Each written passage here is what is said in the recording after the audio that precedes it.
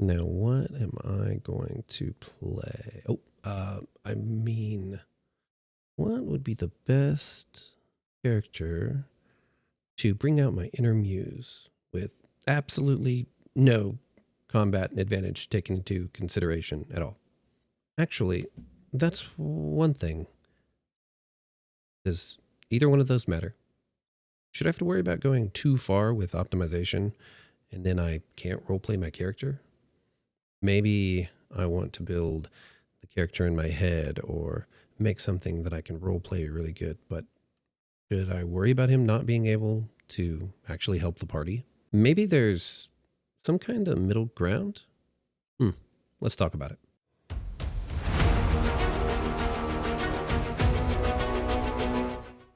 Character optimization is one thing that a lot of people seem to frown upon, depending on what generation you come in. Most people have their view on what they would like to expect and what they want out of the game, just in generally. And that's fine. Everyone needs to their own. There's a lot of people that think that either if the mechanics are too complex, that now there's no room to roleplay, and so that's not really an RP and it should be stuck to other kinds of games.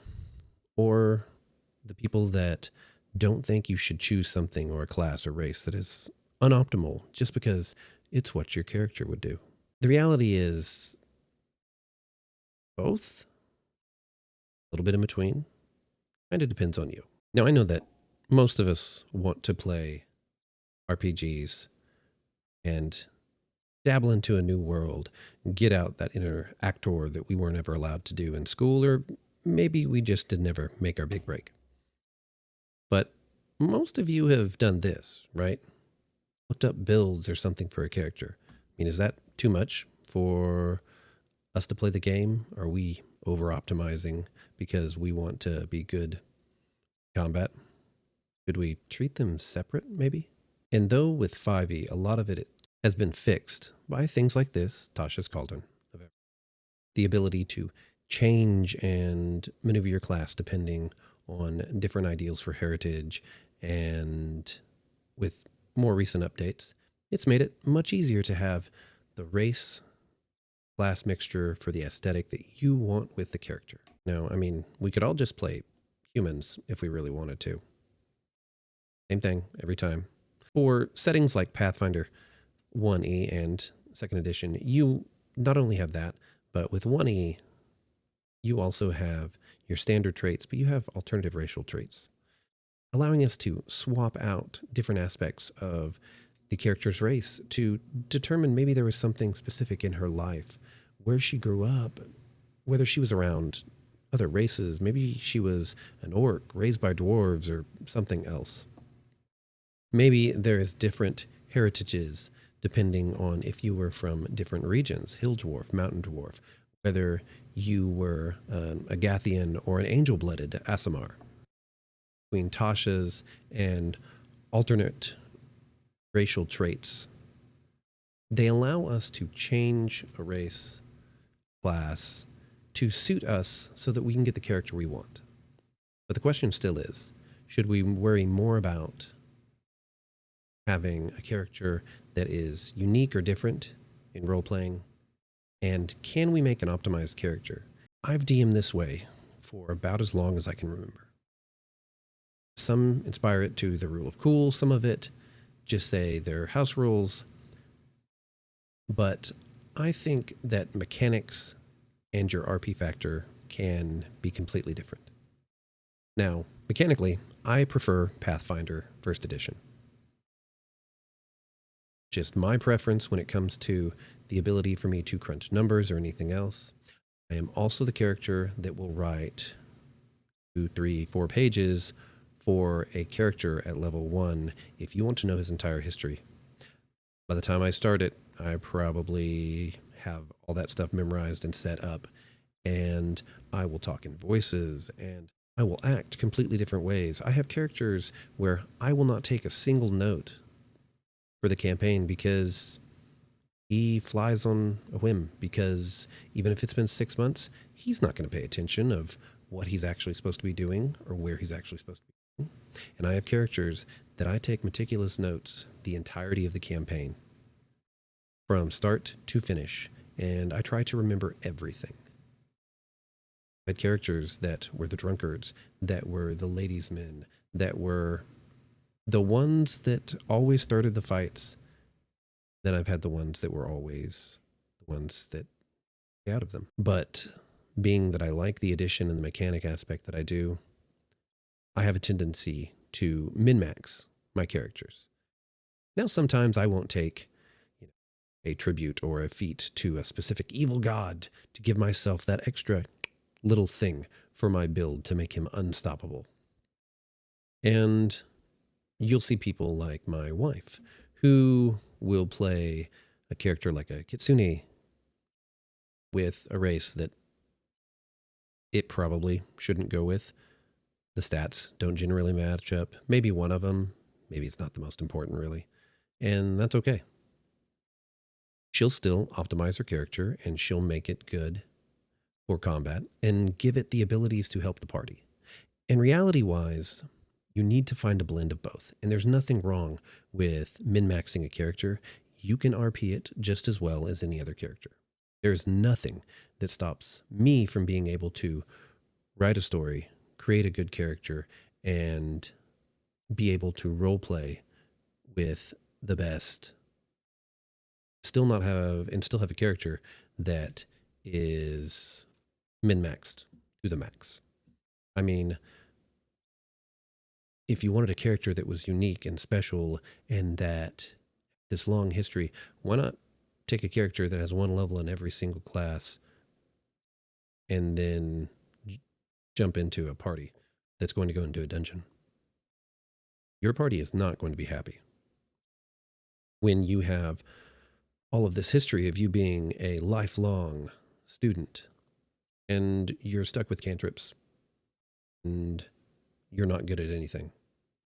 The reality is you're going to want able to pull your own weight in a party. You need to make, though not always the most optimal choices. Otherwise, like I said, everyone's going to be half elf and human most of the time. But you're going to want to be able to pull your own weight, to be able to fight in combat, and make it so you're not letting your party down. None of these things have to stop you from being able to RP the character that you want. You want to play a heavy armor wearing, devout character that has a pact with an archdemon. You can flavor characters on top of their mechanics. I have reflavored warlocks as clerics because they have made pacts with beings that are basically gods to them. I have played characters that were, acted like Robin Hood, and they were the good guy. Everything for them was built around assassination and pickpocketing.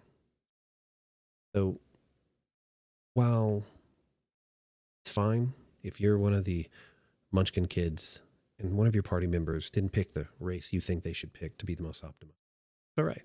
So what? They lose 2 points from a stat. That's 1 from a roll, even all the way at the max.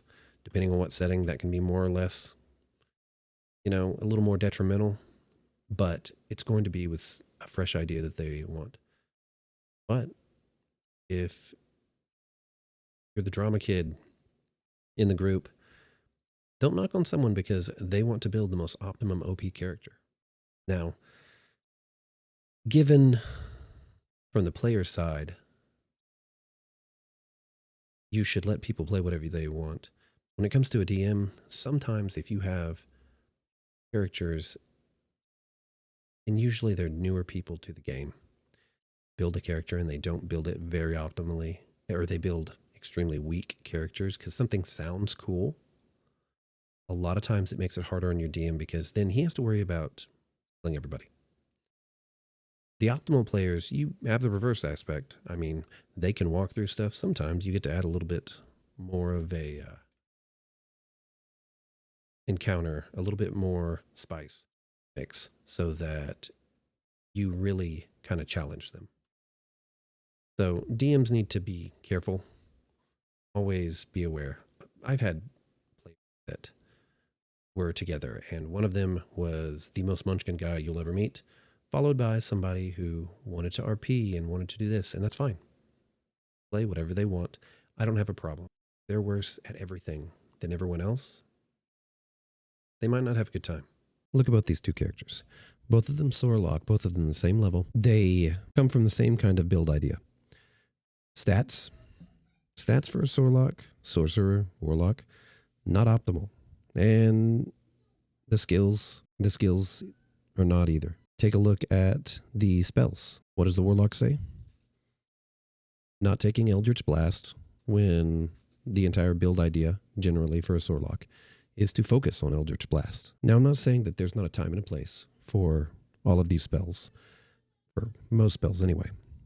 But there are some that generally are considered more optimal. And it's good to be able to take certain things that you want to flavor for your character, but you also want to take things that can assist the party. I can RP these two characters the same. Doesn't matter mechanically if one's better than the other. I can still RP it and still have my angst with being a warlock. What if you wanted to be the super intelligent warlock with the ancient tome? You wanted to have access to the spells and be super smart with history, but without focusing on that intelligence, it messes with that warlock feel. Well, why not just play a wizard? Play a wizard, and every morning when you commune with your tome, you're communing with your patron. There's no reason you can't do that and mechanically keep it the exact same. Most people don't do a whole lot with their patron, or you could have your DM just add in a contract for your patron. I'm sure he would love to. So why not have the slightly more optimized character that allows you to have the role playing or reflavor your other class, like a wizard or something, to have that Eldritch Pact. And I've done this in the past when it comes to an intelligence base or a different class, whether it was a cleric or something else. It was putting in that RP aspect that we really wanted while still keeping functionality to be able to assist the party. But if you want to play that halfling, full plate, loot wielding barbarian, go ahead. You want to munchkin min-max a wizard from the ground up, then have at it. Truth is, power level of your character doesn't have to affect you being an OP player.